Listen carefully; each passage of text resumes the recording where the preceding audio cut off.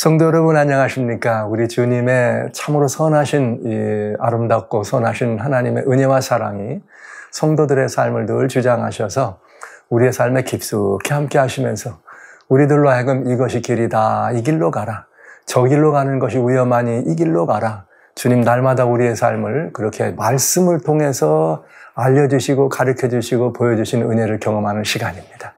얼마나 감사한 일인지. 그래서 이 시대에 여러 많은 일들이 일어나고 있는데 정말로 말세라고 하는 일을 하는 시대에 저희는 요한계시록을 별미로 읽어가면서 별미 요한계시록을 여러분과 함께 돌아보고 있습니다.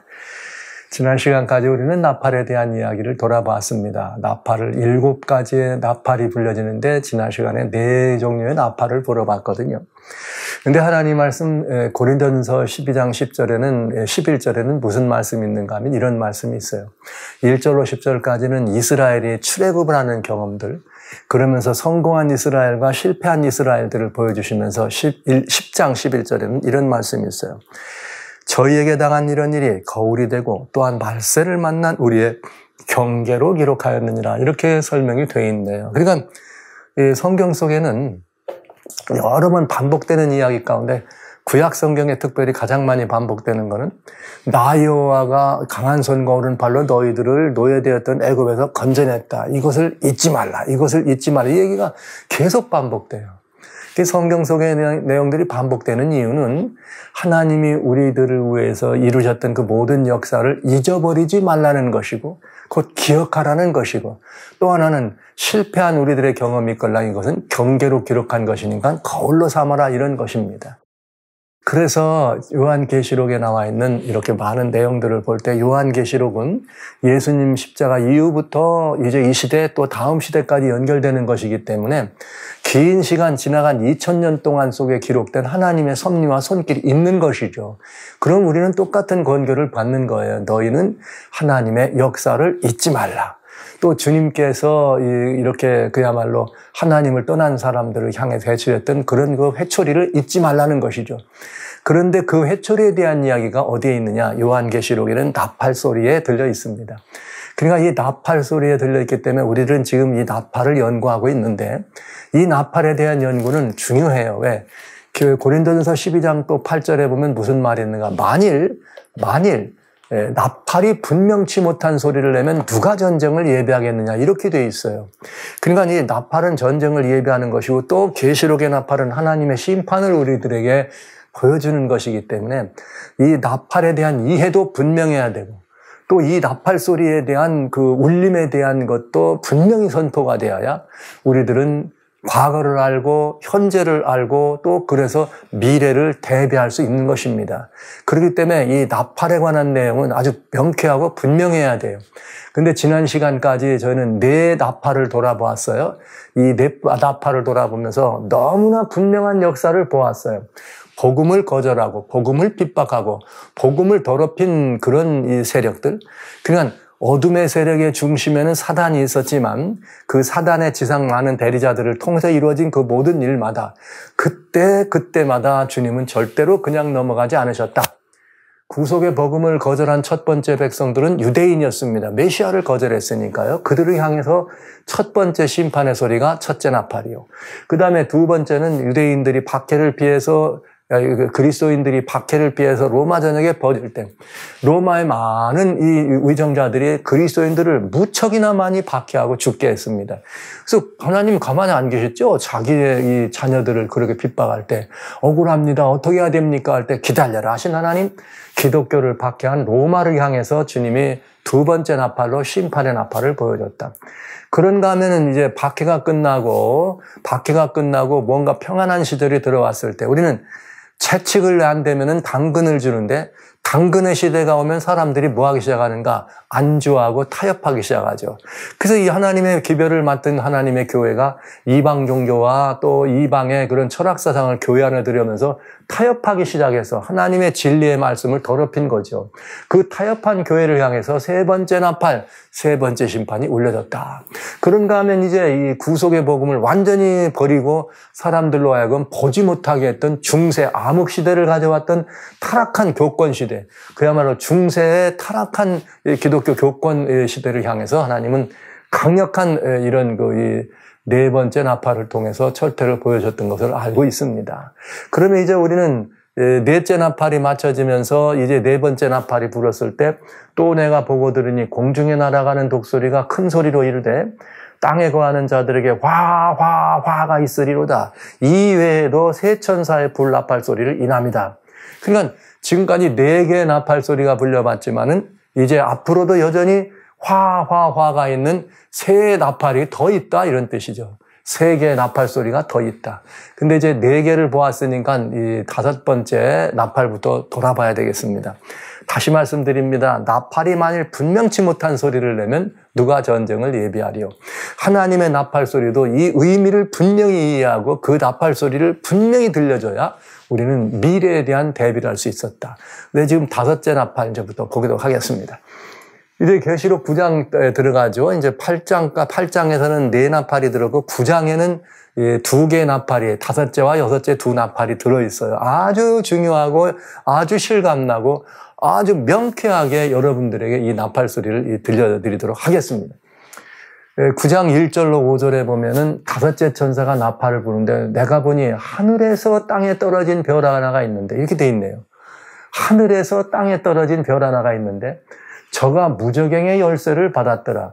저가 무저갱을 여니 그 구멍에서 큰 풀무의 연기 같은 연기가 올라오며 해와 공기와 그 구멍의 연기로 인하여 어두워지며 또 황충이 연기 가운데로부터 땅 위에 나오며 저희가 땅에 있는 전갈의 권세와 같은 권세를 받았더라.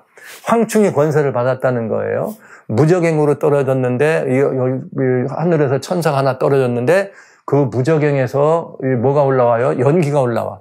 그랬더니 그 풀무에 연기가 올라오더니 뭐 하는 거예요? 그 연기 속에서 황충이 오면서 전갈의 권소.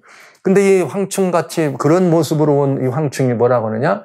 여기 권세를 받았는데 저희에게 이르시되 땅에 풀이나 푸른 것이나 각종 수목은 해하지 말고 오직 이마에 하나님의 인맞지 아니한 사람들만 해하라 하시더라. 이거니까 이 어둠의 이 역사가 이를 때 그것들을 뭐 한 거예요? 나팔이 하나님의 심판이니까 그 심판을 통해서 이런 나팔이 불 때 뭐 하는 거예요? 이마에 하나님의 인맞지 아니하는 사람들만 해하라. 그러니까 하나님의 인 맞지 않는 사람들은 지난번 계시록 7장에서 인이 뭔가 보았어요. 그런데 그 기간은 얼마냐? 5달 동안만 괴롭게 하라. 하는데 그 괴롭게 함은 전갈이 사람을 쏠 때의 괴롭게 함과 같더라. 자, 이제 우리는 이 정말 굉장히 큰 상징이 들어있는 걸 봅니다. 다섯째 나팔 속에. 이 엄청난 이 내용이 지금과는 전혀 다른 내용이에요. 막 그냥 화가 있다 그러더니 정말 이 굉장한 이 모습으로 150년이라는 기간까지 작정된 그런 화가 있는 걸 말해 드립니다. 그럼 도대체 이건 뭘까?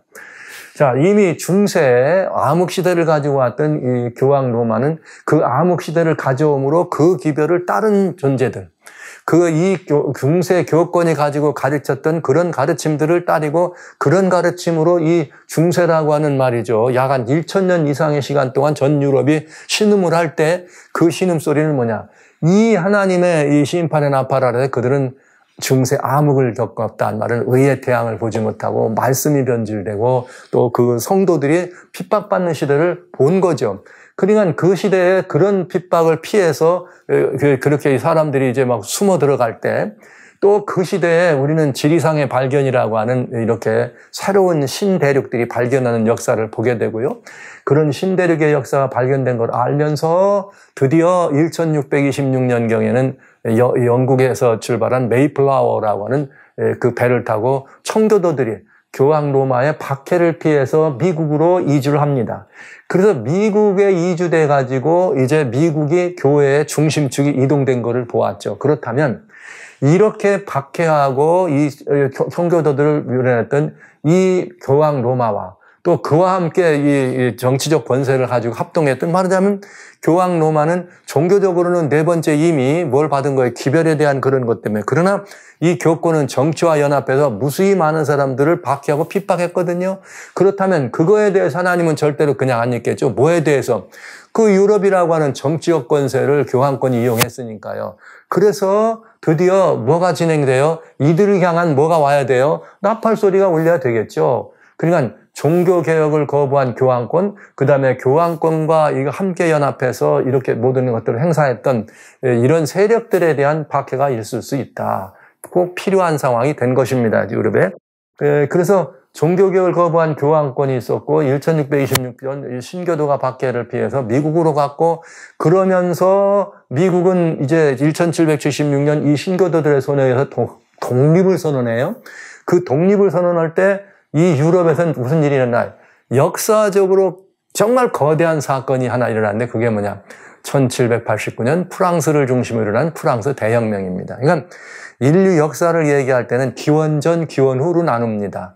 그런데 기원전, 기원후로 나누는데 기원 후의 이야기를 할 때는 이 인류 역사가 뭐 중세에서 이렇게 시간이 지나면서 근대 사회로 돌아오는 이 근대라고 하는 이 시간이 시작되는 기점을 가누는 데 있어서 가장 크고 중요한 기점을 뭐로 보느냐? 1789년 프랑스 대혁명을 봅니다. 여하튼 이 대혁명이 일어나면서 중세 교황 로마라고는 교황권이 어떻게 되는 거예요? 문을 내리게 되는 거죠. 몰락의 길을 걷게 되는 거죠. 이렇다면 이런 일을 가져왔던 이들을 향해서 하나님은 뭐가 내려진다? 반드시 심판에 이렇게 이 선고가 있을 수밖에 없다는 거예요. 왜?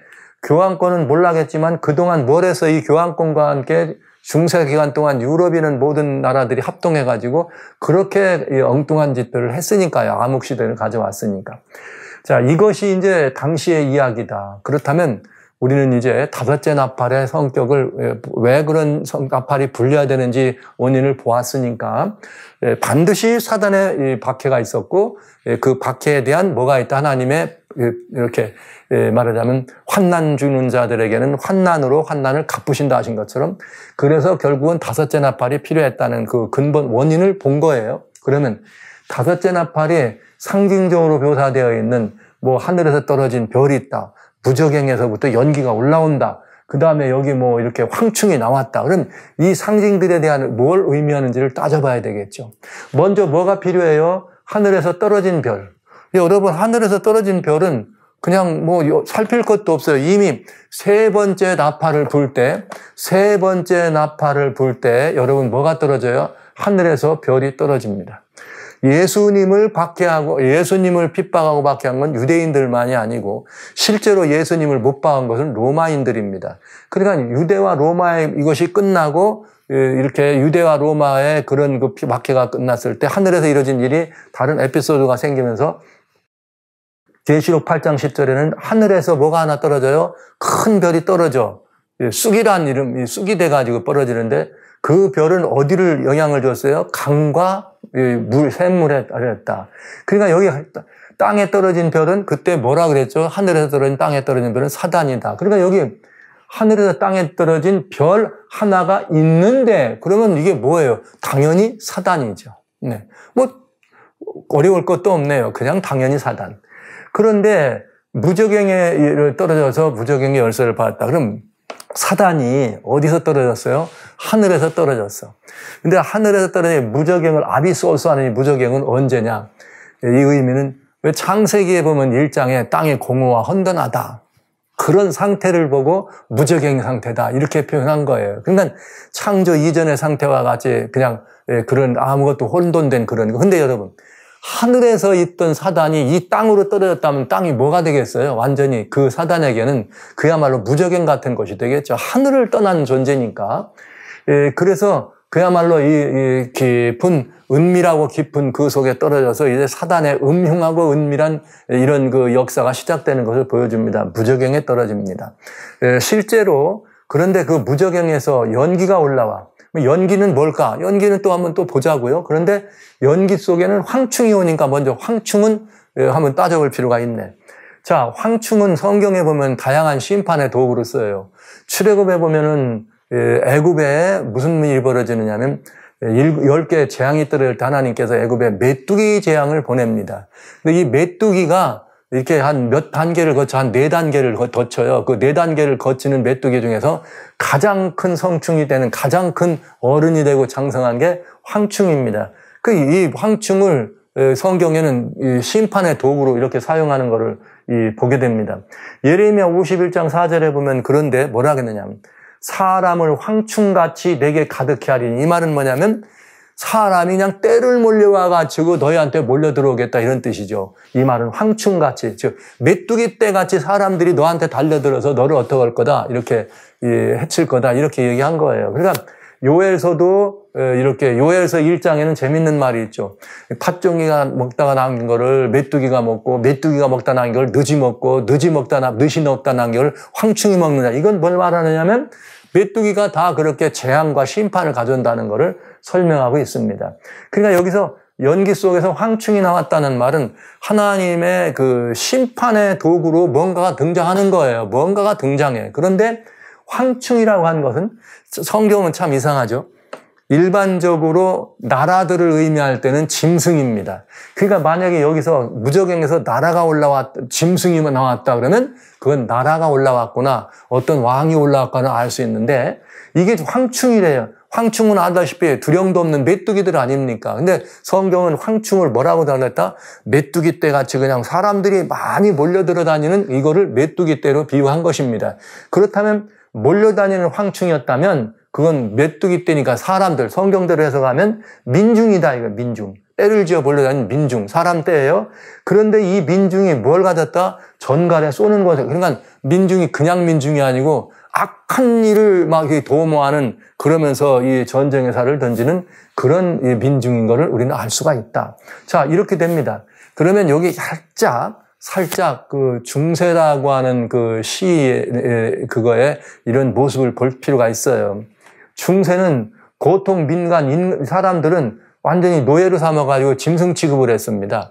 그리고 종교계층, 사제계급이 최고의 고난을 가지고 뭘 등여봤느냐면, 말하자면 이제 귀족계통, 귀족들은 영주로서 사병을 가지고 있는 거죠. 그러니까 이 종교인들이 말하자면 이 정치가들이죠. 귀족들을 등에 업고 이들의 정치력을 행사해서 이 사람들을 핍박하고 박해하고 짐승처럼 부려먹었어요. 완전히 짐승처럼 부려먹은 시대가 중세. 그래서 인간의 양심이 부려진 인간 양심의 상실 시대이기 때문에 역사는 중세를 암흑시대라 얘기한 거고, 우리는 하나님의 말씀을 가진 사람들이기 때문에 중세에는 이 잘못된 타락한 교권이 정치적 권세를 뒤에 업고 어떻게 한 거예요?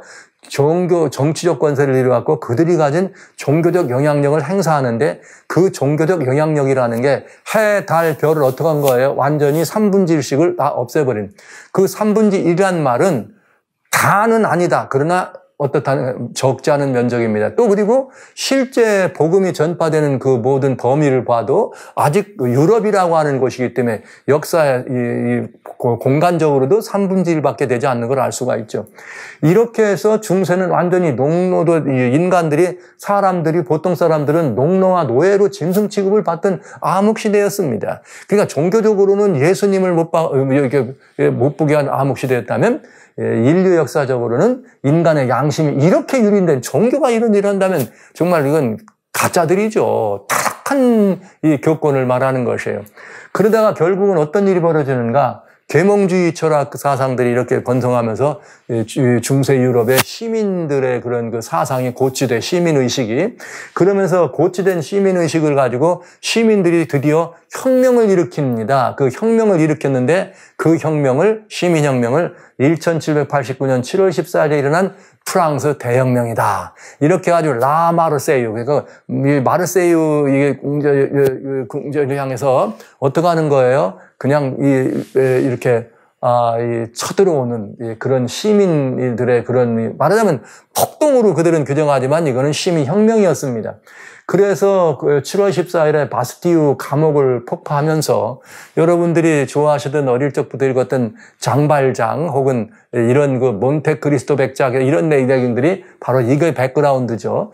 바스티유 감옥을 폭파합니다. 그리고 또 그때 누구도 등장하느냐? 여권 여성 이런 그 전사들이 마르세유 말하자면 루이 16세의 궁전이었던 마르세유, 여름 마리에 앙뚜아나떼라고 하는 그런 정말 그런 그 왕비. 여러분 지난번에 파리에서 올림픽 있을 때 거기 이상한 말을 타고 달려가지고 이것이 결국은 촥 올라가더니 여기 이 바스티오 감옥 폭파하고, 그 다음에 파리 앙뚜아네트라고 하는 루이 16세로 처리하고 그 왕비 앙뚜아네트도 처단한 이런 게 올림픽 그때 개막식에 등장하잖아요. 그래서 제가 프랑스 대혁명의 정신이요. 그걸 말씀드렸던 거예요. 이게 대단히 중요한 의미가 있는 거죠. 이런 이 상황. 그래서 무적행에 올라온 연기다 하면은 뭘까? 그럼 따져볼 필요가 있는 거죠. 거기에 황충은 뭘까? 여러분, 지금 이미, 이야, 이 절묘하다. 이 느낌이 있으셨을 거예요. 보시죠. 자유평등박애라는 이름으로 1789년 7월 14일 바스티유 감옥을 폭파하면서 프랑스 대혁명이 그냥 엄청난 점화를 시작합니다. 그러면서 이 대혁명이 일어난 지 며칠 뒤에 8월 26일 날 프랑스에서 인권선언을 발표합니다. 그리고 27일에 프랑스 국민의회에서 인권선언을 비준하고 이때 이게 딱 그야말로 이 대혁명이 1차 민중의 혁명이 완성되는 거예요. 그 다음에 이 완성이라는 말은 이제 그것이 어떻게 정착되는 과정까지 돌아봐야 되지만 말하자면 혁명이 일단 성공해서 민중이 국민의회를 구성하는 말하자면 민중이 파워와 권력을 오하는 다시 회복하는 사건이 벌어졌다 이 말이에요. 이때까지. 그러면서 93년 11월 11일에는 자유의 여신상을 만들고 그냥 이렇게 이런 저걸 보이고 그 다음에 93년 11월 10일에 무슨 일이 벌어지느냐면 성경을 다 갖다 불태웠어요. 그러면서 성경이 얘기하고 있는 성경적 사고, 즉 이건 말하자면 기독교를 박해한 거죠. 성경적 사고를 완전히 하지 못하도록. 야, 성경에는 일주일에 한 번씩 일요일이라며 예를 들면 노는 날이라며 아니야 주일제는 틀렸어. 그래갖고 열흘제도 보름제도 한 달제도 그래갖고 휴일이 막 열흘 만에 보름 만에 한 달 만에 하다가 이게 결국은 나중에 97년 6월에 어떻게 됩니까? 다시 성경이 어떻게 돼요? 다시 이렇게 회복되는 과정을 보면서 그러면서 대형 성소공회가 생겨나는 것을 우리는 보게 되는 거죠. 이 뒤에. 그리고 대혁명의 여파로 99년 3월 달에 장군 벌티어가 교황 비오 6세를 포로로 잡아옵니다. 이 99년도에는 무슨 일이 벌어지느냐면 이제 98년과 99년 사이에 여러분이 잘 아시는 나폴레옹 보나파르트 나폴레옹이 프랑스의 황제 자리에 올라가면서 대혁명의 이 모든 것들을 진정시켜요. 그리고 이 교황 비오 6세가 있을 때 바티칸에다 세금을 내라 그랬더니 마윈 치해법권이다 종교다 그랬더니 종교 같은 소리 하네 그러면서 나폴레옹이 이 바티칸을 곱지 않게 보고 있을 때 프랑스 사람이 로마에 놀러 갔다가 관광 갔다가 거기서 죽어요. 그걸 빌미로 해서 장군 벌티어를 보내가지고 교황 비오 6세를 붙잡아다가 발랑스라고 하는 감옥에다가 집어넣습니다. 그렇게 해서 그곳에서 옥사하게 되죠. 이렇게 해가지고 뭐가 되는 거예요? 프랑스 대혁명에 결국은 교황권의 몰락을 가져다 줬다. 그런데 이것이 대혁명이 그렇게 일어날 때 자유평등박애라고 하는 이런 문제가 등장하지만은 사실은 이미 앞에 나왔던 계몽주의나 이런 형상들이 시민사상과 시민혁명을 주도해 왔지만 계몽주의 사상이라는 건 말 그대로 뭐냐면 인문주의 운동이에요. 즉 하나님 중심, 즉 하나님이 이렇게 제일 중요한 가치가 있었다고 생각하는 그런 사고에서 신권 중심에서 인권 중심으로, 즉 신본주의 사회에서 인본주의 사회로 가게 된 거예요. 여러분 고대 건축 양식을 보면 고딕식이라고 하늘까지 이렇게 뾰족하게 올라간 성전 같은데 무슨 이렇게 성당 같은데 탑이 이렇게 그걸 보고 고딕 양식이라고 하잖아요. 그 의미는 뭐냐면 신본이에요. 신권이에요. 그저 하나님밖에는 모르는 그런 것. 그러다가 프랑스 대혁명이나 이 바로 이전에 인문주의, 르네상스라고 하는 소위 인권 중심, 인본 중심 사고가 계몽주의를 통해 일어나면서 건축 양심이 수평적으로 이렇게 높은 게 아니고 옆으로 평평해지는 그런 이런 이 건축 양식이 등장하게 되는 것도 마찬가지. 이제는 하나님 중심에서 인간 중심. 그러니까 인간 중심이기 때문에 이신론이 인간의 이성을 존중하는 시대가 된 거죠. 인간 이신을 존중하는 것이면서 더 나아가서 뭐가 나오냐? 무신론이 등장하게 됩니다. 그래서 좀 합리주의적 무슨 이런 이신론이라고도 하고 또 이런 유물사관이라고 하면서 하나님은 계시다는 유물사관 이런 것들이 뭘 탄생시켰느냐? 1848년 2월 21일 막스 엥겔스의 중심으로 나와 있는 공산당 선언이 발표됩니다. 그러면서 또 뭐가 나오냐? 1859년 11월 24일 찰스 다윈의 종의 기원이라는 것이 발표되면서 프랑스 대혁명 이후에 엄청난 양날의 칼같이 하나님을 대적하는 일이 올라온 거죠. 그런데 이 공산당 선언에 대해서 여러분 굉장히 중요한 걸 보시면 야, 이 성경 너무나 분명하다. 대혁명의 사상자는 뭐였느냐? 공산주의였어요. 무신론적 공산주의. 그다음에 이제 이러다 보니까 1848년 2월 20일 막스와 엥겔스에서 응집된 공산당 선언, 이게 우리 커뮤니케 매니페스토라고 하는 공산당 선언문이 있습니다. 커뮤니스트. 근데 거기에 서문에 뭐라고 되어 있느냐? 한 유령이 유럽에 떠돌고 있다. 그 유령은 뭐냐? 공산주의란 유령이다. 이야! 유령은 형체가 있어요? 형체가 없습니다. 근데 모습도 없고 형체도 없는데 떠돌아다니가 공중에 떠돌아다닌다. 그러면 여러분 이거를 가시화한다면 성경은 뭐라 그랬어요? 무저경에서 어둠 속에서 느닷없이 뭐가 나타나더라? 연기가 올라오더라. 얼마나 명확하고 정확한 표현입니까? 공산주의라고는 사상은 나라는 아니에요. 그건 이념이고 사상이지. 그것처럼 연기라고 하는 건 형체도 없어. 근데 연기는 사상이지. 왜? 그건 와가지고 해나 달을 어떡합니까? 예를 들면 해나 연기처럼 올라와가지고 보지 못하도록거는.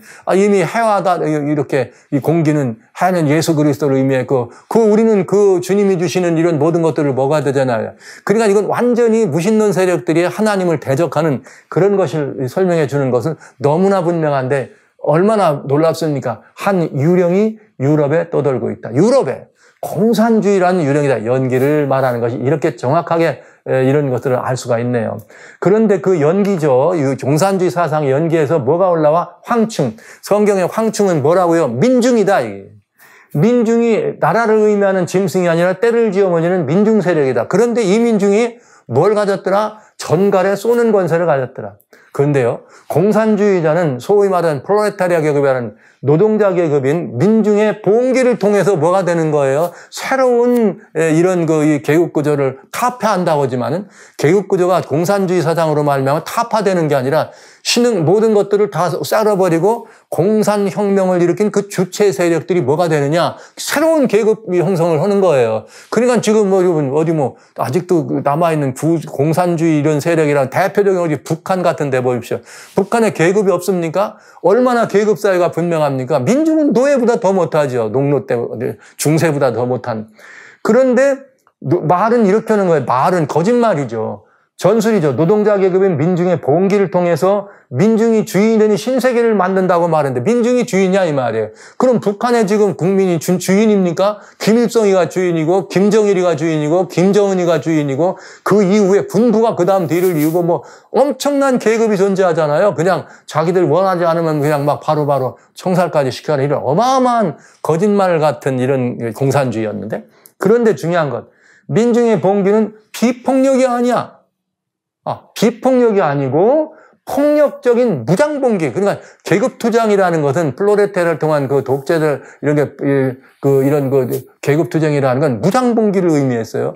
그렇기 때문에 성경은 뭐라 그랬어요? 황충인데 전갈에 쏘는 권세가 주어졌다 이거죠. 민중인데 뭐 하더라? 폭력적으로 이렇게 그런 영향력과 권세를 행사하는 그걸 얘기한 거. 이야, 성경 너무나 놀랍습니다. 무저경에서 그야말로 무저경이란 말은 이제 사단에 머무는 존재라 보시면 돼요. 그건 사단의 처소다. 사단에게로부터 올라온 보이지 않는 사상과 이념이 있는데 그건 뭐였다? 공산주의 이념이었다. 근데 그 이념 속엔 뭐가 움직인다? 황충이 움직이더라.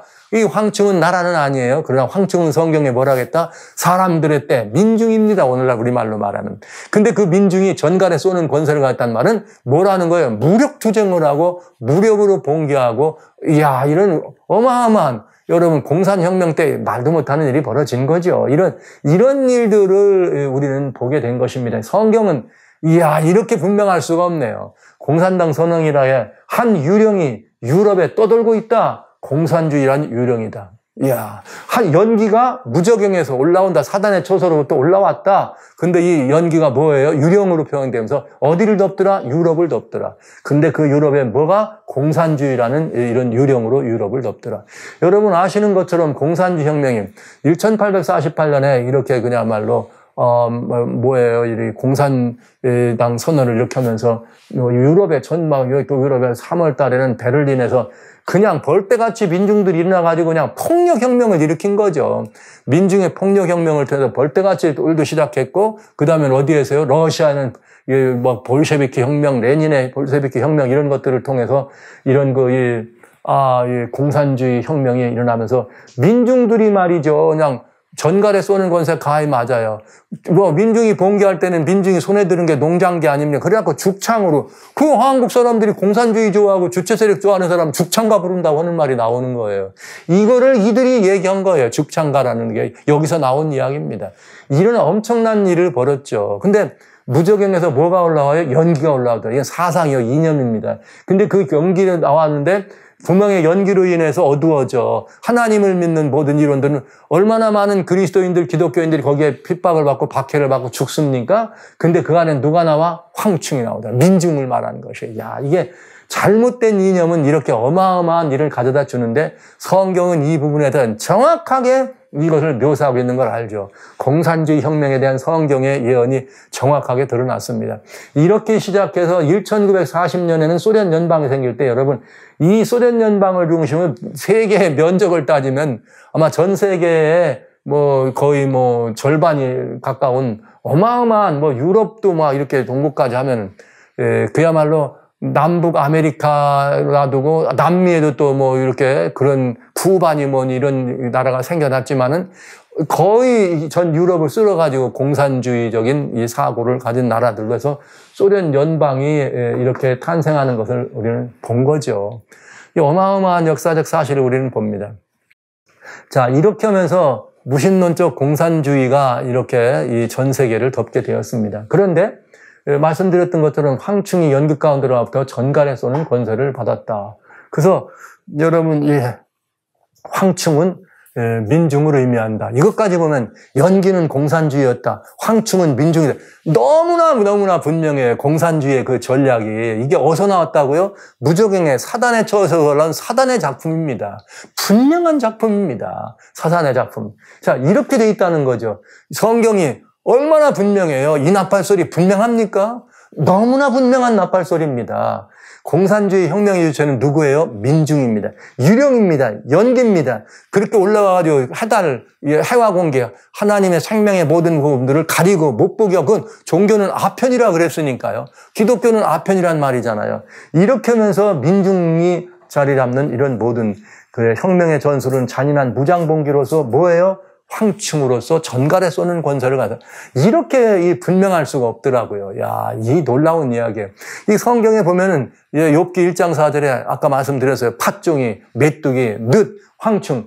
이 성경은 이렇게 이 애기 유충 때부터 시작해가지고 팥종이부터 시작해가지고 우리는 이런 모든 것들을 뭐로 말하느냐? 메뚜기 이렇게 오고 늑이라고 하는데 여기 메뚜기라고 하지 맨 큰 거를 황충이라고 얘기하죠. 그래서 이게 팥종이가 남긴 것은 메뚜기가 먹고 메뚜기가 남긴 것을 늑이 먹고 늑이 남긴 것을 황충. 굉장히 분명해. 황충은 뭘 의미했어요? 하나님의 심판의 도구였다. 그래갖고 이런 황충들이 그냥 막 떼거리로 몰려가지고 지나가는 데는 어떻게 됩니까? 완전히 그냥 막 이 모든 푸른 초목들은 어떻게 돼요? 다 싹 쓸어. 푸른 초목만이 아니야. 완전히 그냥 이렇게 이 황충이 되면은 어떻습니까? 이 완전히 이제 농기구의 삽자루까지 뜯어먹는 게 황충이라고 말할 정도로. 이야, 이런 그 심판의 도구가 이렇게 횡행하는 것을 성경은 너무나 분명하게 우리들에게 보여줬네요. 참, 이 하나님의 말씀 정말 놀랍도록 놀랍습니다. 그런데 그 황충이 어떤 일을 했느냐? 누구를 더 많이 괴롭혔느냐? 이 황충이 하나님의 이마에 하나님의 입맞지 않은 사람, 즉 그리스도인들이죠. 하나님의 참 백성들은 못 죽이게 했어요. 나머지들은 다 해를 주고 어렵게 해도. 그런데 여러분, 이 공산주의가 소련을 통해서 중국까지 들어오는 동안에 소련 연방이 생겨나고 또 중국의 중화인민공화국이 생겨날 때까지 최소한도 1억 명 이상의 사람들이 죽었습니다. 레닌의 붉은 혁명 때만 해도 2,500만을 죽였어요. 근데 그 가운데는 하나님의 이마에 하나님의 입맞지 않은 많은 사람들이 있었다. 이게 굉장히 이 생각이 많아지는 이야기죠. 많은 그리스도인들이 해를 받고 많은 종교인들이 해를 받고 아편이라 해서 죽임 받았지만은 성경에는 원래는 예수 믿는 사람은 사람 핵맞지 아니한 사람들만 해하라고 했는데 이 사단이 어떻게 할 것 같아요? 사단이 그 일을 경영하는데 하나님 백성들은 더 잘 잡으려고 했겠죠. 아주 해롭게 하면서 그런 일. 여러분, 우리 잘 아시는 것처럼, 서구 구라파에 있는 이 공산권이 무너질 때, 1780년대, 90년대 들어와서 무너질 때, 그 이전에 막 그냥 루마니아가 막 이렇게 막 나가고 무슨 헝가리, 체코 다 그런 일이 벌어질 때, 굉장한 일들을 여러분 아시잖아요. 일일이 여기서 그런 걸 말씀드릴 필요는 없습니다만. 자, 푸른 것은 각종 수목은 하나님 백성. 이미 우리 이 첫째 나팔에 보았어요. 그때 수목과 푸른 풀이 뭘 의미하는가? 그런데 이제 예수님 십자가 이후에는 그게 누굽니까? 기독교죠. 교회죠. 이제 하나님의 진실된 백성들은 그 하나님 이 어려운 이런데도 죽지 않고 살아 있었다. 여러분 아시는 것처럼 그 솔제니친의 그런 포로 수용소 같은 거 보십시오. 막 그리스도인들이에요. 그렇게 막 핍박을 받아서 갔지만 죽지 않고 고통은 받았지만 이제 그런 일들을 많이 경험하는 걸 보고 중국에서는 많은 이 그리스도인들이 죽는 거, 북한을 통해서도 많은 그 기독교가 박해받고 지금도 받는 것을 여러분 아시는데 그 기간이 얼마냐?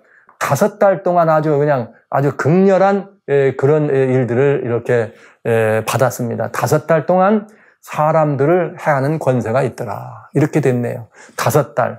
그러면 우리는 5달 하면 따져볼 필요가 있죠. 이 기간 동안에 어떤 일이 있는가. 5달이라는 말은 150일이니까 30일, 예언의 한 달은 30일이면 150일. 그런데 에스겔 4장 6절에 1일은 1년이라. 민수기 14장 13절도 1일을 1년으로 환산해서 너희 40년 광야 생활을 한다. 그래서 상징을 얘기할 때 성경에 보통 그냥 일자를 얘기하지만은 때로는 어떤 때 이것이 상징적으로 주어졌을 때는 1일을 1년으로 살펴보는 이런 것들이 기독교의 정설로 되어 있기 때문에 우리도 한번 따져보는 거예요. 5달은 150일이면 예언기간은 150년이다. 그럼 잘 보세요. 무저경에서 연기가 올라왔다. 1789년이다. 프랑스 대혁명을 우리는 기점으로 본다. 그럼 프랑스 대혁명을 기점으로 봤을 때 150년이면은 1939년. 1939년까지 무슨 일이 벌어질 거다? 이 엄청난 공산주의를 통한 학살과 대대적인 이런 핍박이 있을 거다. 아까 보셨죠? 1940년에 소비에트 연방이 탄생하는 것이 소련이 가장 많은 공산주의가 이 세상에서 번성했던 그때 절정입니다. 150년이라 1939년까지. 자, 우리 이제 이 1939년에 무슨 일이 났는지를 또 보게 될 거예요. 여러분 놀라운 일이 벌어집니다. 보시죠. 자, 이렇게 해서 5째 나팔. 여기 근데 그 5째 나팔은 무저경의 사자라 그랬어요. 그러니까 무저경의 의미가 더 새로워지는 거죠. 무저경의 사자란 뭐냐? 이 사자의 처소죠. 이름은 아바돈이요. 헬라임은 아블론이라. 그런데 무저경의 사자는 누구냐? 아바돈. 파괴자야. destruction. 아블론이라고 하는 말도 destroyer, 파괴자. 즉 이건 뭐냐면 멸망케 하는, 파괴하는 천사다. 그 사단을 말하는 게 분명하죠. 요즘은 말이 하마스란 말이 있어요. 하마스란 말도 그게 무슨 뜻이냐면 디스트로이어, 파괴자란 말이 히브리 말로 파괴자고 이렇게 모든 것을 멸망케 하는 자다. 그게 그래서 지금 하마스의 운동을 이스라엘에 있는 소위 말하는 조나단 칸 같은 목사님은 뭐라 그래요? 그건 사단의 이 대리자들이다. 이렇게 지칭을 합니다. 왜? 이름이 그렇게 써 있어요. 히브리어에는. 그래서 아바돈이다, 아블로된 말은 사단이다 이런 의미입니다. 그 사자는 사단이고 무저경은 꼭 사단의 처소라는 걸 알 수가 있다. 이 엄청난 사단으로부터 올라온 이런 그러니까 사단이 핍박으로 안 되니까 핍박과 미혹을 겸해서 공산주의라고 하는 사상으로 미혹하고 진화론이라고 하는 사상으로 사람들을 미혹해서 여러분 진화론은 지금 진구촌 인구의 70%가 진화론을 다 따르고 있잖아요. 여러분, 그게 무서운 일이죠. 자, 지구촌 인구가 지금 아직도 공산주의라고 하는 조금씩은 바꿔졌지만은 그런 사상을 믿고 있는데 중국만 해도 벌써 10억이 넘지 않습니까? 이런 어마어마한 사람들이 무신론을 이야기하면서 이런 엄청난 일을 자행하고 아직도 있는데 가장 절정에 이른 것은 언제까지다? 5달 동안이다. 5째 나팔은 5달 동안 일어난다. 무저갱의 연기는 결국은 뭐예요? 사단의 작품이었다. 왜? 무저갱의 사자가 사단이니까. 거기서 올라온 연기라면 그건 사단의 작품이다. 그리고 연기는 뭐다? 공산주의다. 공산주의와 진화론이라고 하는 사단은 양날의 검이 됐다. 진화론은 제가 자세히 말씀 안 드려도 여러분 잘 아시니까 말씀드릴 게 없을 것 같은데, 공산주의와 진화론은 사단이 하나님을 대적하는 양날의 검과 같은 아주 무서운 그런 것이었음을 우리는 보게 됩니다. 자, 이제 이 다섯 번째 나팔 전개가 됩니다. 자, 이 복음의 중심이 미국으로 옮겨간 이후에 완전히 뭐 한 거예요? 교권과 정치권이 합동돼가지고 기독교인들을 그래 박해했던 그들을 향해서 이 사단의, 이 하나님의 심판의 나팔인데, 누가 그들을 심판하는 나팔 소리에 대응대가 되느냐? 공산당과 무신론 공산주의가 탄생하면서 어떻게 된 거예요? 이 150일 동안, 즉 150년 동안 사람들을 핍박합니다. 프랑스 대혁명이 일어나고 대혁명으로 말미암아 교황권이 몰락되는, 그야말로 나팔로 말미암아 정치적 권세와 일반 권세가 그냥 사라지는, 성경을 불태우고 기독교를 거절하는 이런 운동입니다. 그렇게 해서 뭐가 된 거예요? 유럽에는 공산혁명과 진화론을 영접합니다. 하나님을 거절하고 이렇게 되는 거죠. 그러면서 150년 동안이나 그들은 핍박과 압제와 고난 속에 있었다는 것. 놀라운 일입니다. 얼마나 정확한 설명이에요, 성경이. 여러분, 이렇게 분명한 성경이 있어요. 그런데 이 나팔이 예수님 재림전에다 갖다 놓으면 어쩌자는 거예요, 어쩌자는 거. 이 정말 안타까운 거죠. 그러니까 교회 안의 비옥은 정말 인간의 영혼과 운명을 좌우하는 일인데 너무나 위험한 일입니다. 나팔 소리는 분명해야 합니다. 성경이 부러져 있는 계시록의 나팔 소리가 나오는 7 나팔, 이 나팔에 대한 이해도 분명해야 다음 나팔에 대해서도 우리가 준비할 수 있다는 걸 여러분 다시 거듭거듭 말씀드립니다. 자, 이번에 이렇게 해서 6째 나팔. 6째 천사가 나팔을 불었는데 이번에는 하나님의 앞 금단에서 넷불에서 한 음성이 난다. 그러면서 나팔 가진 6째 천사의 말하기를 큰 강 유브라데에 결박한 4천사를 놔주라. 그랬더니 4천사가 놓였는데 그들은 그 연월 일시에 이르러. 여러분, 그 연월 일시에 이르렀단 말은 이게 어떤 몇 년, 몇 월, 며칠에 이르러서 사람 3분의 1을 죽이기로 예비하, 이렇게 되는 거 아니에요? 너무 해석 분명하죠?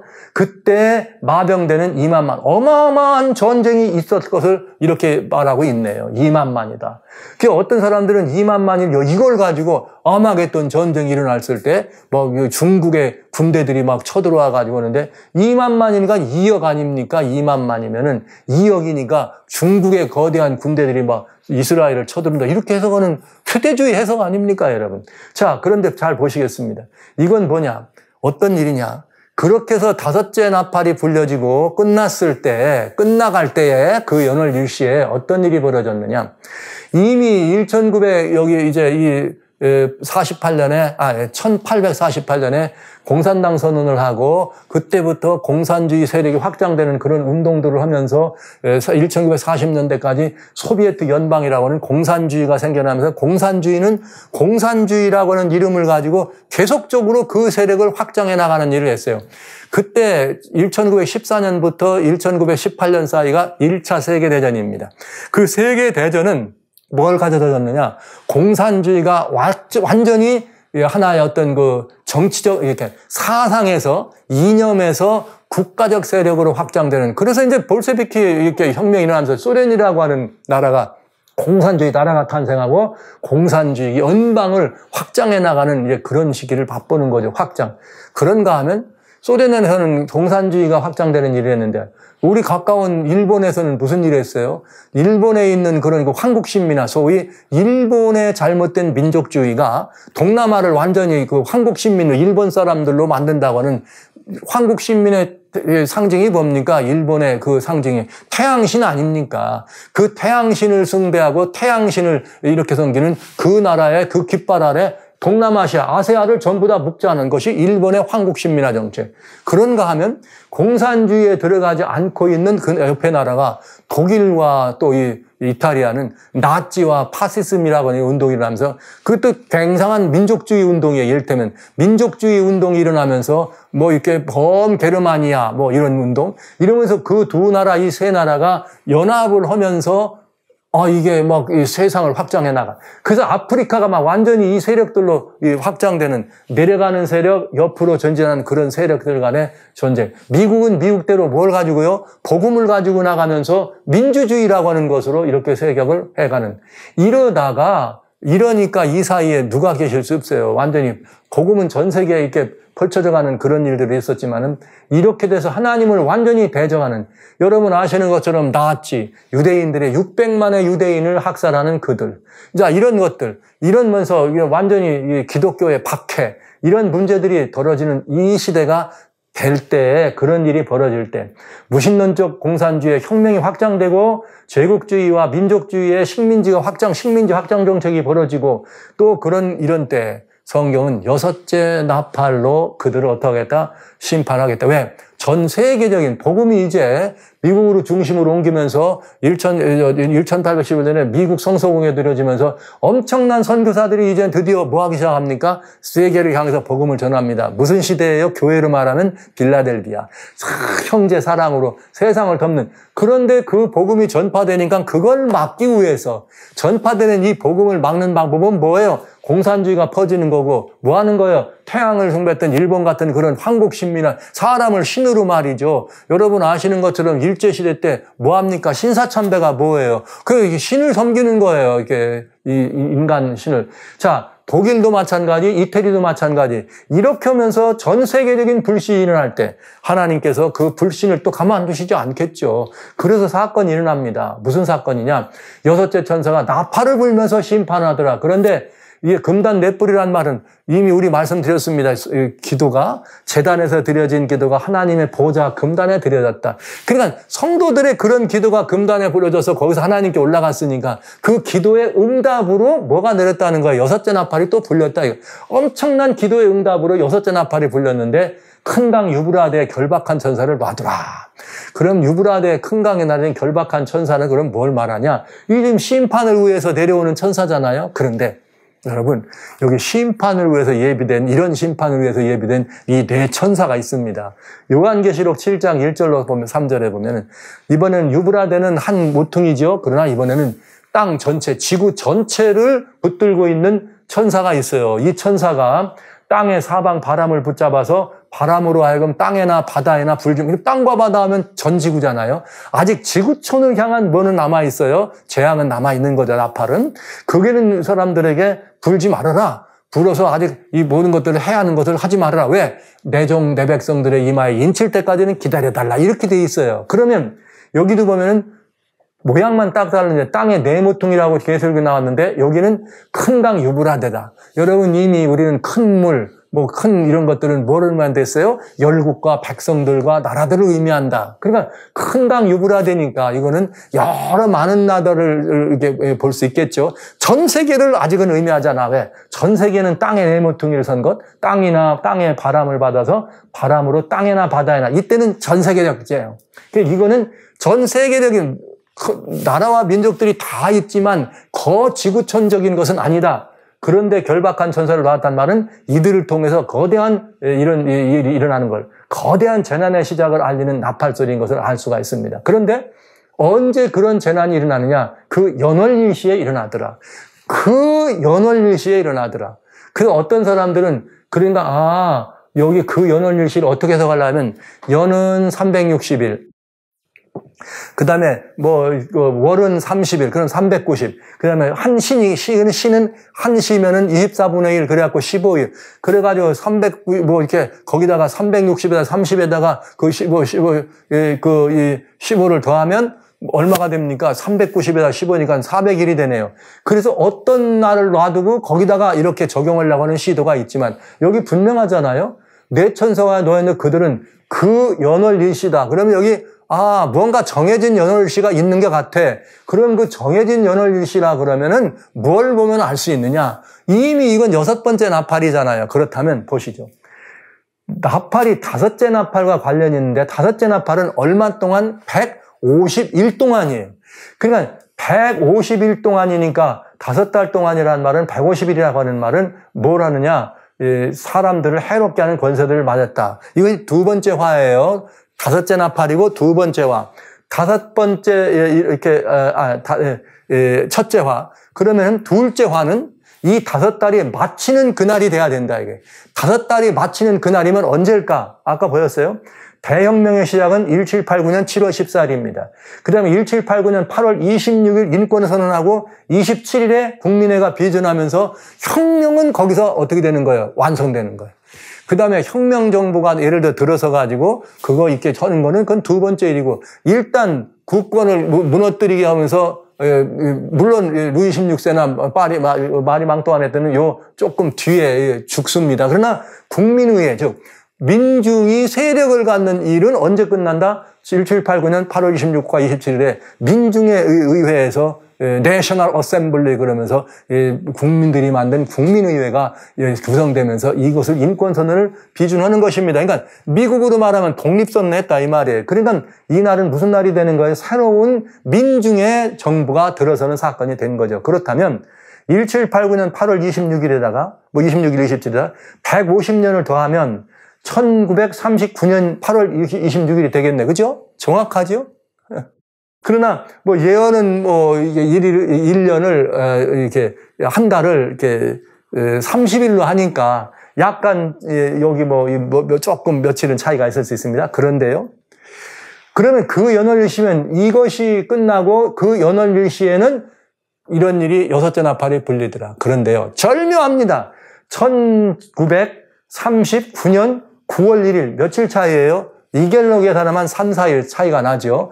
9월 1일에 독일이 폴란드를 침공하면서 뭐가 발발하냐? 제2차 세계대전이 발발합니다. 이야, 150일이 끝나는 그때 그 연월 일시에 무슨 일이 벌어져요? 여섯째 나팔이 불리는데 사람 3분의 1을 죽이기로 어마어마한 전쟁이 일어난다는 거죠. 군대들은 얼마예요? 2만만이더라. 네. 2만 하면 여러분, 이 성경의 이 계시록의 계시가 얼마나 분명하고 정확합니까? 참으로 놀랍도록 분명하고 정확한 걸 알 수 있어요. 5달 동안 괴롭게 하겠다. 그러더니 정말 150년 되니까 1939년 이 공산주의의 그런 모든 전형이 완전히 소비에트가 연방이 들어서면서 되는 것이 1940년. 거의 비슷한 해죠. 그러면서 또 이번엔 뭐가 일어나요? 이렇게 해서 5달 동안이 맞춰질 그때, 그 다음에 여섯째 나팔이 불리는데 5달이 마치는 그 연월 일시라. 진짜 기가 막힙니다. 이거 이 날짜로 따지면은 예언 해석이니까 1, 2, 3 이런 정도 가지고 날짜가 틀린다고 말할 수도 없는 거죠. 자, 이렇게 해서 세계대전이 벌어져. 그런데 2차 세계대전을 한번 잘 보세요. 얼마인가? 자, 첫째. 인류 역사상 가장 큰 비극인 2차 세계대전은 1939년 9월 1일부터 45년 9월 2일까지. 얼마 동안에 약 6년 동안 일어났는데, 참전 군인이 약 1억 1천만 명이 참전했습니다. 그 전쟁에 참석한 군인. 나라들만 77개 국가입니다. 그러니까 여러분, 여기 유프라 대강을 잡고 있는 천사, 재앙을 나르고 전쟁을, 바람을 불게 한 그 천사가 분명하죠. 왜? 계시록 7장에 이 땅 내무퉁이를 들은 천사는 전 세계적이라면, 요거는 어디에 그 큰 강 유브라데니까 그거보단 좀 규모가 적어? 그런데 사망자가 7천만에서 8,500만이에요. 여기 성경에 뭐라 그랬어요? 마병대수는 2만만이다. 마병대수가 어떻더라? 2만만이다. 이야. 5째 나팔일 때는 황충이라 그랬어요. 그 민중으로 의미해요. 예. 민중의 폭동으로, 공산주의. 근데 이번에는 마병대, 그건 군인들이에요. 실제로 군인들이 1억 1천만 명이 2차 세계대전 참전하게 됩니다. 이게 어마어마하잖아요. 그런데 성경이 뭐라 그래요? 2만만이다. 2억가량 된다. 그러니 이게 얼마나 정확한 대대적인 비극에 대한 이야기가 이게 묘사되어 있습니까? 그래서 이 비극은 정말 놀라운 일입니다. 이 전 세계가 이런 어떤 그 공산주의나 민족주의나 이런 것들로 인해서 확장 정책을 써나가면서 성경을 불태우는 이유로 확장정을 세우면서 하나님을 이렇게 배신하고 복음에 전파되는 미국을 중심으로 해서 전 세계 복음화 운동이 일어날 때 이 복음을 막기 위해서 공산당은 공산주의대로 확장, 그다음에 또 무슨 일본 같은 경우 또 막 황국신미나 독일과 나치를 파시를 중심으로 또 그런 일들을 하면서 은근히 기독교를 보호해 주는 것 같지만 그냥 놔둔 거지 해롭게 한 거고, 그 다음에 사실은 기독교적 이런 모든 것들을 다 유린하는 그런 일들이 있을 때 성경은 그들을 향하여 6번째 나팔이 전 세계적인 불신, 큰 강 유브라데, 제가 전 세계란 말, 2차 세계대전이니까 표현했습니다만, 이런 일을 일으킬 것을 얘기했습니다. 그런데 5째 나팔이 끝나는 150일이 맞춰지는, 즉 150일 곧 150년이 맞춰지는 그 연월일시다. 1879년에서 어떻게 해요? 여기 8월 26일에서 150년을 더하면 1939년 9월 1일이다. 2차 세계대전의 포문이 열리더라. 이야. 여러분, 이건 정말 무시무시한 성경 예언입니다. 아니, 이 정도로 정확할 수가 있나요? 이 정도로? 여러분, 이게 하나님의 말씀이에요. 이만하면 이 나팔 소리가 얼마나 분명합니까, 여러분? 우리는 이 분명한 나팔 소리를 보았다면 가슴이 섬뜩해야 돼요. 그런데요, 여기 그 전투의 모습이 어떤지도 보입니다. 보세요. 6째 나팔 계속인데 이같이 이상한 가운데 2만만의 마병대가 나오는데 그 말들과 탄자들을 봤더니 불빛과 자줏빛과 유황빛, 흉갑이라 그랬어요. 말들의 머리는 사자 같고, 말이 머리야. 말이 뭐 하는 거예요? 사람이 타고 막 달리는데 머리가 사자 같대. 사자가 어떻게 생겼습니까? 숫사자 같은 경우는 앞에 막 어마어마하잖아요. 근데 거기서 입에서 불과 연기와 유황이 나오자. 뭔가 분명히 여기 사륙하는 기계죠. 뭔가 분명한 이런 전쟁의 이런 이 도구를 좀 설명하고 있죠. 근데 이 세 재앙 곧 저희 입에서 나오는 불과 연기와 유황인데 불이 나오고 연기가 나오고 유황이면 토지요. 말할 것도 없이.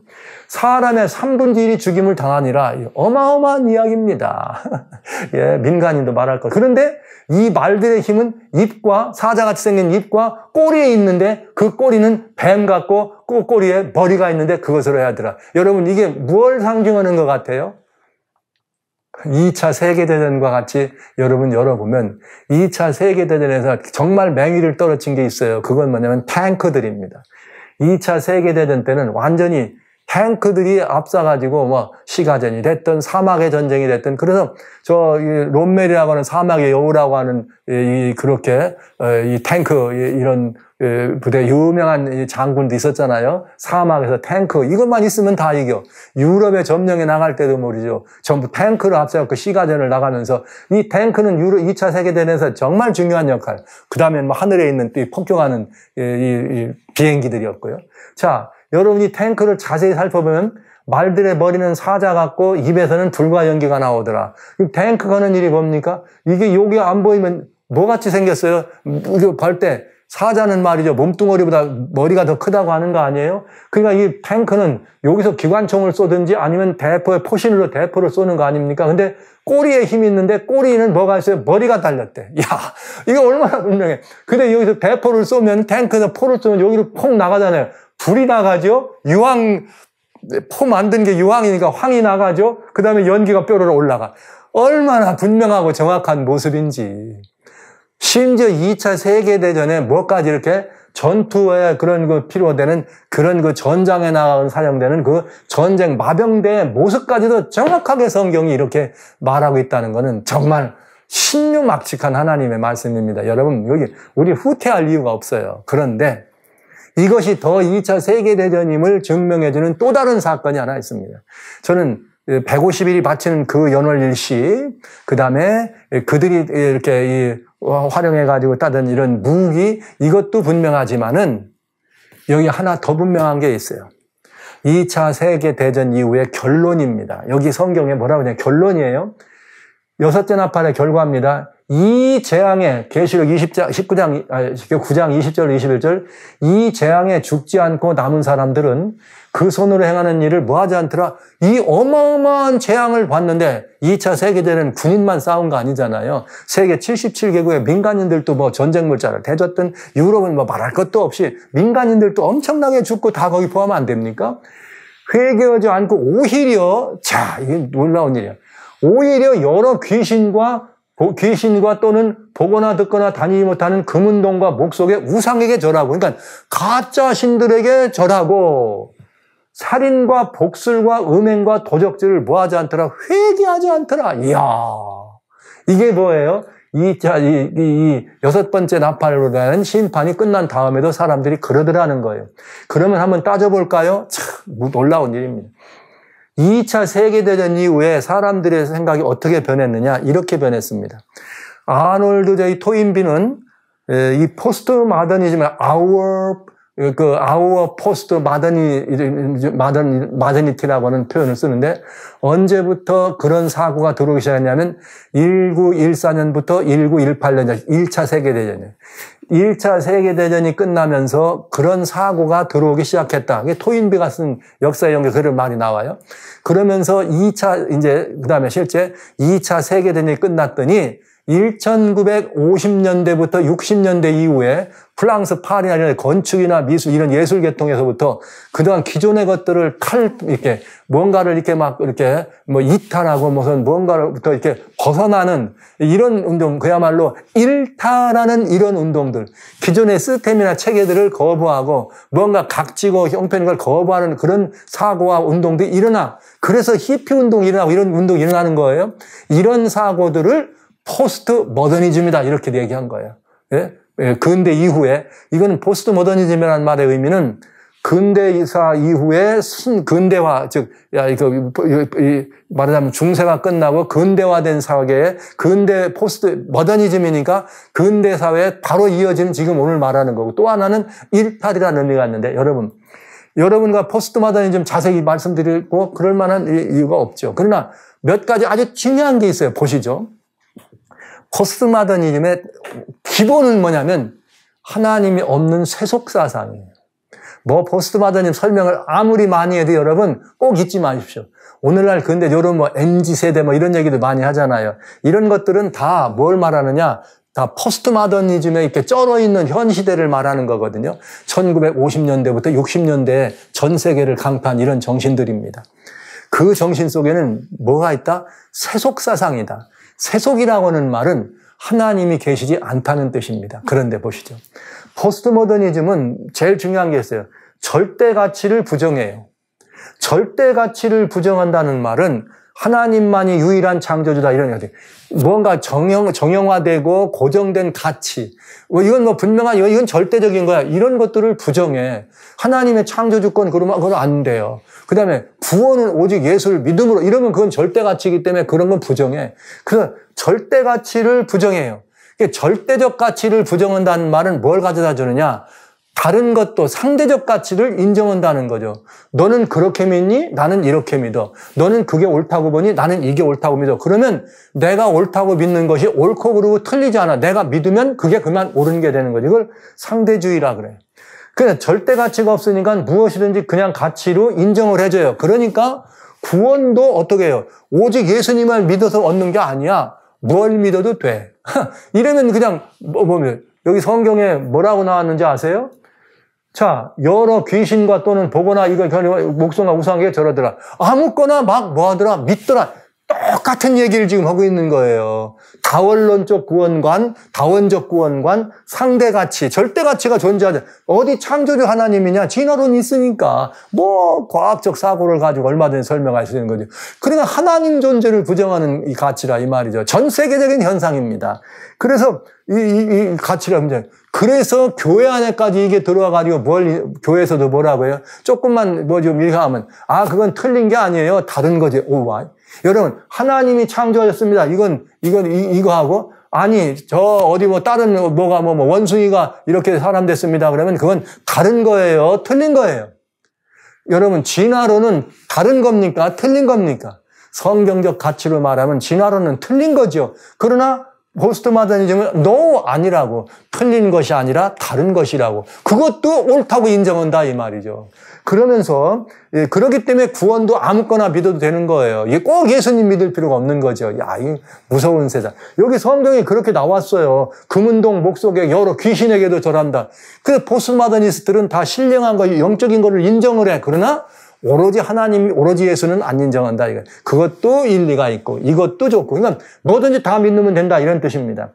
그러면서 뭐가 있어요? 근대 사회, 이 사회를 덮으려면 우리는 휴머니즘, 모든 것들을 다 이렇게 받아들여줘야 되고 절대 이렇게 포용해줘야 되는 사랑의 정신, 휴머니즘 하잖아요. 그래서 절대 가치는 부정하고 상대적인 걸 인정해주는 상대주의. 그러면서 상대가 가지고 있는 것도 가치로 인정하면서 수용해 줄 수 있는 뭐가 필요해? 포용이 필요하다 이거예요.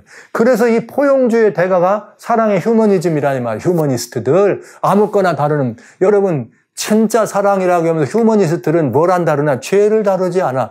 그래서 유전무죄, 무전유죄란 말이 있어요. 돈만 많으면 얼마든지 일어나는 이런 것들 다 인정을 해주니까 이게 문제가 되는 거죠. 근데 이게 교회 안에 들어왔어요. 뭐라고 들어왔느냐? 있는 그대로 받아준다는 거죠. 틀린 말은 아니지만 맞는 말도 아닙니다. 왜? 주님이 우리가 주님께로 나올 때 있는 그대로 받아주십니다. 그러나 중요한 건 있는 그대로 받아준 거하고 있는 그대로를 그대로 인정하는 거는 달라진 거예요. 그대로 받아준 다음에도 그냥 머무르는 걸 원치 않아. 예수님이 나도 너를 정죄하지 않는다. 그러면서 그를 받아주셨죠. 그런 다음에 다시 뭐라냐?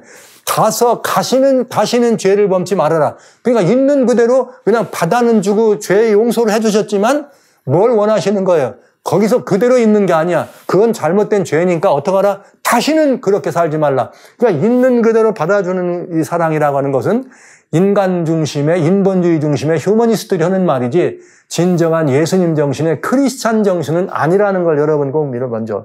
그러니까 포스트 모던 사상은 뭐가 필요 없어요? 회개할 필요가 없는 그런 시대가 된 거죠. 여기 나오잖아요. 살인과 복술과 음행과 도적질을 뭐 하지 않더라? 회개하지 않더라. 완전히 포스트 모더니즘이라고 하는 전 세계를 덮고 있는 이런 이 현대적 사고가 여기 성경이 이렇게 표현됐습니다. 아무거나 막 믿는다 이 말이죠. 여러 귀신, 금은동철 다 덜한단 말은. 아무거나 믿는다. 그리고 옳고 그른 가치가 아니라 내가 좋으면 그것이 옳은 거예요. 그러니까 good or bad가 선택과 판단의 기준입니다. 그러니까 죄를 안 다루니까 회개의 필요가 없지요. 그러니까 살인과 복술과 음행과 도적질을 뭐 하지 않더라? 회개하지 않는 거예요. 있는 그대로 어떻게 해요? 받아줘야 돼. 돈이 많으면 아무리 사람을 죽여도 이렇게 살아나. 이게 현대사회가 된 거죠. 성경은 너무나 정확하게 오늘 이 시대의 사실을 이렇게 말해주고 있는 것입니다. 포스트 모더니즘이라고 하는 하나님을 대적하는 이 정신이 들어왔더니 현대 세계는 어떤 일이 가는가? 지구촌 전체적으로 바벨론화되고 있더라. 이게 문제인 것입니다. 바벨론화. 그래서 7째 나팔이 남았는데 7째 나팔은 어디다 내려지는가? 교권이 부활한다 그랬어요. 계시록 13장에 죽게 된 상처가 낫더니 부활하더라. 이 말은 중세 교권이 다시 부활한다는 게 나와. 근데 이 사람들은 은근히 뭘 가지고 와요? 예루살렘 해가면서 제3성전 이런 거와 또 합동해가지고 나가잖아요. 그러면서 미국이 어떤 정치적 최고의 권한을 갖고 있습니다. 그러면서 미국이 바티칸의 교권 부활을 돕는다고 나와. 계시록 13장에. 그래서 정치와 교회가 다시 정교가 합동되면 그게 뭐가 되는 거예요? 바벨론이 되는 거죠. 자, 근데 지금 뭐 하고 있어요? 미국과 바티칸의 정교 연합이 지금 이루어지고 있다. 그렇다면 지금 이 세계는 바벨론이 된다. 그렇게 되면 뭐가 탄생한다? 중세에는 교권 지상권이 전 세계를 장악했던 것처럼 오늘날 우리는 그런 무슨 말을 하냐? 세계 정부란 말을 합니다. 세계 정부는 뭘 말하냐? 바티칸을 중심으로, 교권을 중심으로 전 세계를 하나로 묶는 것이 세계 정부를 말하는 거예요. 이렇게 되면 7째 나팔, 바벨론화 돼버린 7째 나팔이 어디로 불게 돼 있어요? 전 세계를 향하여 불게 될 수밖에 없다. 자, 이제 이런 이 모습을 우리는 보게 되네요. 자, 이렇다면 이제 저는 여러분과 같이 이 다음 마지막 둘째 화가 지나갔으니 보라 셋째 화가 이른다. 7째 천사가 나팔을 불매 하늘에 큰 음성이 나서 가로되 세상 나라가 우리 주와 그리스도의 나라가 되어 세계토록 부흥하리라. 즉 7째 천사가 나팔을 불면 이건 뭐예요? 마지막 예수님 재림이 이루어지면서 끝나는 거죠. 그러니까 7째 천사의 나팔은 뭐와 관련이 있다? 예수님 재림에 관련되어 있는 나팔 소리입니다. 그러니까 재림 직전에 이제 이런 일이 벌어지겠죠. 이렇게 하면서 7째 나팔이 준비됩니다. 그런데 계시록은 요 6째 나팔과 7째 나팔 사이에 아주 중요한 걸 보여줘요. 우리들한테 실수하지 말라고 정확하게 이 그림을 보여주는데 6째 이후에 바로 연결 안 되고 계시록 10장과 11장이 삽입되어 있어요. 7째 나팔이 부는 거잖아요. 그럼 우리는 이 10장과 11장을 자세히 봐야 되잖아요. 첫 번째부터 6째 나팔은 어떻게 해요? 이 정리가 되면서 이제 이 10장과 11절에는 6째부터 6째까지를 다시 한번 어떻게 할 거예요? 정리를 하나님 하실 거예요. 분명히 하시고 그 다음에 일곱째 나팔은 이런 성격의 것이라는 뭐가요? 이 서문이 요 속에 들어있겠죠. 이렇게 되면 우리는 나팔에 대한 공부를 마칠 수가 있게 되고요. 아직도 갈 길은 멉니다. 그러나 이제 여섯째까지 나팔이 불렸으니까 정리는 좀 한번 해야 되겠네요. 그래야 다음 진행이 빠르니까. 자, 구속의 복음을 거절한 유대에게 첫째 심판이 내렸어요. 땅에 섞인 피 섞인 우박과 불로 하나님의 심판 내려서 3분의 1, 3분의 1 수목들이 이스라엘 백성들을 의미한다고 그랬습니다. 자, 그 다음에 구속의 복음을 핍박한 로마한테는 뭐예요? 기독교를 박해했기 때문에 어떤 심판? 불붙는 큰 산, 하나님의 불붙는 산이 바다라고 말하는 이 로마라고 하는 세계에 들어와서 이렇게 심판한 것. 구속의 복음을 더럽혔던 세 번째 심판은 타락한 이교의 가르침들을 가지고 들어왔던 그들. 그래서 사단의 정신이 강과 물들을 내려가지고 쓰게 돼서 이 복음을 믿으면 죽는 거죠. 가짜 믿음이니까, 복음이니까. 그 다음에 구속의 복음을 버린 중세교회. 중세교회는 해달별, 즉 하나님과 그 다음에 예수님과 하나님 말씀과 성도들을 핍박해. 그래서 해달별 3분의 1이 어둠을 다 침을 받고 중세가 암흑시대가 됐다. 그 다음에 다섯 번째는 하나님의 복음을 거절하고 어떻게 한 거예요? 하나님을 거절하고 완전히 정치와 권세가 없었던 합동돼가지고 중세 유럽을 장악했던 유럽에 대해서 무슨 일이 벌어져요? 다섯째 심판. 뭐로 떨어졌어요? 공산주의. 이렇게 떨어지더라. 그러니까 완전히 그들은 어떻게 됩니까? 완전히 땅에 떨어진 별, 즉 사단으로부터 올려온 해와 달과 해와 연기가 해와 공기를 어둡게 하는 5달 동안의 괴로움. 이 5달이 맞춰질 때, 즉 5달이 맞춰질 때 6번째 심판이 임하는데 그건 뭐다? 완전히 그 연월일시, 5달이 맞춰지는 연월일시, 그 일시에 유브라데 결박을 불고 거대한 전쟁이 일어났다. 여기까지가 지금까지 본 6번째. 그럼 7번째는 뭐냐? 바벨론화된, 이 세계가 바벨론화 되면 반드시 뭐가 떨어요? 7번째 나팔로 심판이 된다. 우리는 이걸 보는 거죠. 그렇게 해서 이 세계가 바벨론이 될 때 나팔 소리는 뭘 가져다 준다? 세상 나라가 그리스도의 나라가 되어 어떻게 됩니다? 이렇게 모든 것들이 결정되게 되겠네요. 사랑하신 성도 여러분. 자, 이제 우리는 한 가지입니다. 6 나팔은 이미 다 불렸습니다. 지금은 7째 나팔의 심판이 어떻게 돼요? 진행 중이다. 이렇게 보시면 되겠네요. 나팔이 분명치 못한 소리를 내면 누가 전쟁을 예비하리요? 하나님 요한계시록 말씀 속에 있는 나팔은 이렇게 분명하게 우리들에게 이해될 수 있습니다. 여러분이 보셨던 것처럼 5번째, 6번째 나팔 얼마나 정확하고 얼마나 분명합니까? 이렇게 정확하고 분명하게 인류의 미래를 주님이 예언하셨다면 성도 여러분, 여러분과 저 개인의 미래와 운명도 너무나 분명 주 예수 그리스도와 함께 그 생애를 살아갈 때 우리에게는 아름다운 이 하나님의 안식의 가품이 있고 우리가 이 복음을 거절하고 주님이 우리 안에 들어오지 않고 영접지 않는다면 여러분 우리는 반드시 이 심판의 나팔이 있다는 사실 이건 뭐 너무나 분명하죠. 인류 역사도 마찬가지입니다.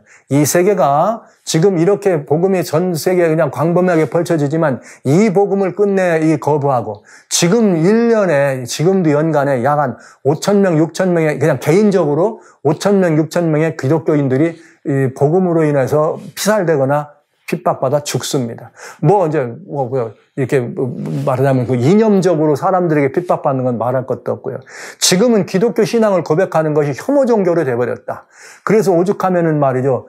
교회가 지금 정부들 여러 나라들에서 무슨 이렇게 반혐오법이라고 하는 이렇게 해서 혐오 방지법이라고 해서 무슨 소수자들을 성소수자 이런 사람들도 다 인권이 해야 된다 이런 거 법령 내리잖아요. 그런 거 하면은 그거 안 된다고 그건 성경과 어긋난다 하나님과 어긋난다 하면 뭐라 그래요? 당신들은 이렇게 그걸 혐오하는 사람이다. 그러니까 지금 최근에 여러분 많이 들으셨잖아요. 캐나다, 미국에서 동성애 반대했더니 설교하는 목사 끌어다가 감옥에 집어넣어버리고 이런 거 지금 우리가 주변에 이런 일이 벌어지는 거예요. 공공장소에 성경 놓고 막 읽었더니 그 목사 그냥 성경 공공에 읽었다고 붙잡으다 감옥에 집어넣는 이런 일들이 지금 우리들에게 일어나고 있습니다. 그러니까 지금 7째 나팔의 심판이 막 시작되고 막 이것들이 진행되고 있는 과정이 있다고 보셔도 괜찮겠습니다. 하나님을 거절한 지구는 바벨론이 됩니다. 이제 성경은 그 바벨론이 완전히 무너질 때가 가까웠음을 보여주는데 이제 7째 나팔을 우리가 연구하면서 뭘 알 수가 있는가? 너무나 정확하게 이후에 예수님 재림까지 어떤 일이 있을 것을 우리들은 알게 되겠네요. 성도 여러분, 우리는 잊지 말라, 기억하라.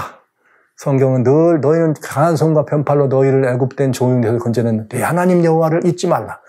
지금까지 인류 역사를 바라보면서 이렇게 분명하게 복음을 영접한 사람들에게 주는 우주를 움직이는 기도를 하나님이 들으신다는 것을 주님이 보여주시고, 그런가 하면 그 하나님을 거절한 사람들에게 환난을 준 사람들을 환난으로 갚는 것이 하나님의 공이다.